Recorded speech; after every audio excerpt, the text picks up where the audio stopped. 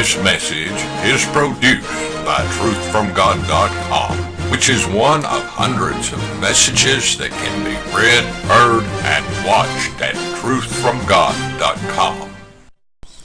The Enemy, published in the Battle Axe, issue 115, August 1977. There has been great confusion as to who is the enemy and what should be the proper attitude toward it. Why? Modern churchyanity has clouded this issue like every issue that now plagues our nation. The cowardly clerics always quote from Matthew 5:44 and Luke 6:27, "Love your enemies." Because of their agenda, they will not inform their followers that this passage is a translation from either ancient Greek or later Latin text, and that these two languages, unlike our English language, have two distinct words for enemy. The Latin words are hostis, which denotes a public national enemy, and inimicus, which is a private personal enemy. Greek also makes this same distinction and goes even further in clarification by distinguishing between the two types of wars to be waged: those against other Greeks and those against barbarians. The former were agons, and only the latter were true wars against the common national enemy. An agon was originally a contest for a prize at public games, and the opponent was an antagonist. The wars of the last 800 years were intra-European and thus agonal. As national politics assumed the ascendancy within the classical culture with the Peloponnesian Wars, the distinction passed out of Greek usage. Wars in Europe during the 17th and 18th centuries were in nature of contest for a prize, with the prize being a strip of territory, a throne, a title. There was never any idea of unlimited warfare, and the thought of annihilating an opposing dynasty was never contemplated. Even in the Bible, the distinction of national and personal enemy can be readily seen by comparing scriptures with scriptures. In Luke 19:27, Jesus says, "But mine enemies bring hither and slay them before me." It is such distinctions as this that are lost in translations, which cause the ignorant to believe that the Bible contradicts itself. The enemy in Matthew 5:44 and Luke 6:27 is the private personal one, while the enemy in Luke 19:27 is the public national one. In the Latin and Greek, the public national and private personal enemy were clearly distinguished, and the attitude toward each is specifically defined. Love the private personal enemy. He is your brethren, a member of your racial culture. But slay the public national enemy. He is another. The Crusades were thus wars in the full, unlimited sense of the word. The deep spiritual objective was culture against culture. Honor in the Crusades forbid personal meanness, but did not exclude total destruction of the enemy as an organized unit. However, in the intra-European struggles, this honor code forbid imposing too harsh a treaty upon the defeated opponent, and it never entered into anyone's mind to deny the opponent the right to exist as an organized unit. During the history of white Western civilization, from Pope Gregory VII to Napoleon, the struggle against a member was limited, but that against the non-members was an unlimited warfare.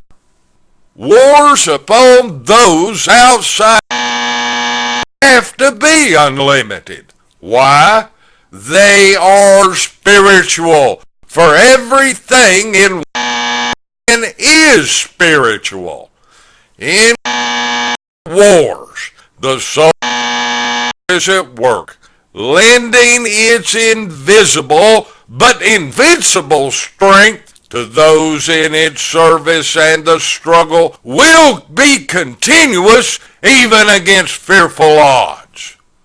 A few defeats, and all would have been up for Genghis Khan, but not so for Frederick N.E.W.S or George Washington, for they felt themselves to be the vehicle of the idea for the future, the spirit of the age. It has been during the last century in the development of that some of the battles have been lost, but the spirit of the age still fights onward. The Civil War in America, as well as the two world wars in Europe, are examples of the temporary surface defeats, which are only the defeat of quality by quantity.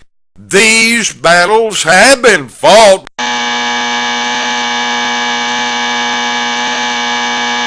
to it. This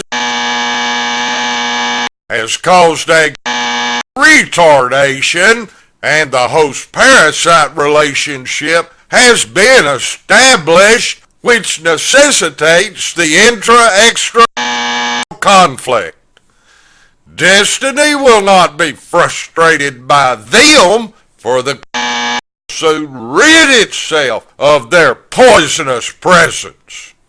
These, whether within or without society, are the enemy. Who are they?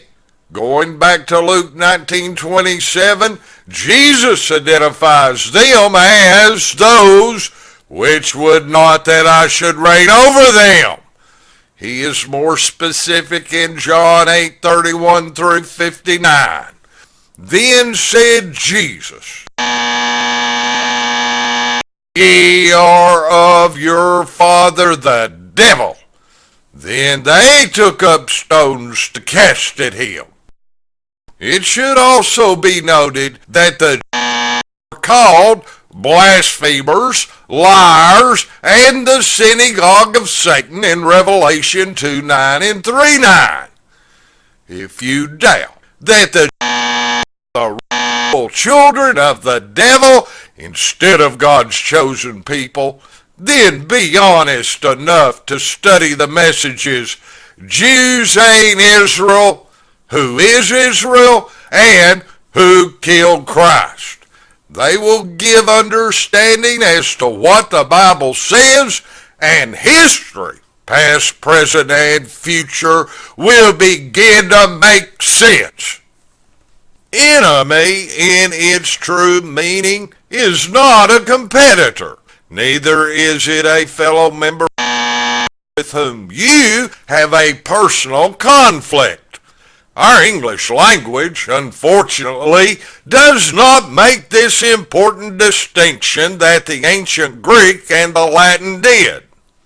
It is time to recognize the true enemy, and direct the unlimited war against him.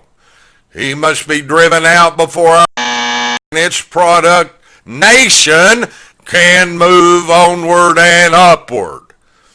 At no time does the Bible ever counsel treason to love the public national enemy. God says that King David is a man after my own heart. Acts 13:22.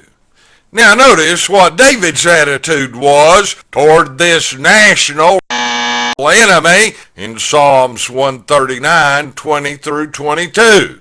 Thine enemies take thy name in vain. Do not I hate them? I hate them with a perfect hatred. I count them mine enemies. Who is after God's own heart? The hating, giant killing, slayer of tens of thousands who knows the enemy and fearlessly wars against them in the name of Yahweh.